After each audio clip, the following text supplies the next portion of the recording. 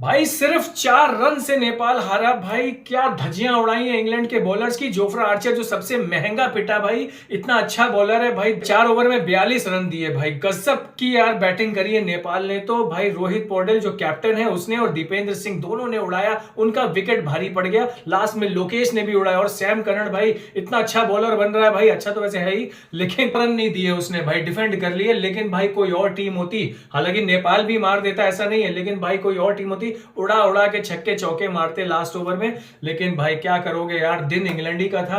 पूरा crowd support था, पूरा इंडिया नेपाल सब चाहते थे भाई दिल से नेपाल जीते। भाई बहुत बड़ा अपसेट, लेकिन अपसेट नहीं कहता मैं इसको। अगर जीते भाई मैं कहता वेल डिजर्विंग विक्ट्री होती, लेकिन चलो कोई बात नहीं, स्टेटमेंट दे दिया बाकी टीम्स को। और भाई नेपाल दिखा देगा अपना गेम, और दिखा दिया है। अब आराम से नहीं खेल सकते भाई बाकी टीम वाले नेपाल के सामने। तो भाई बेस्ट ऑफ लक, और इंडिया के तो जल्दी मैच आएंगे, वो जीतेंगे।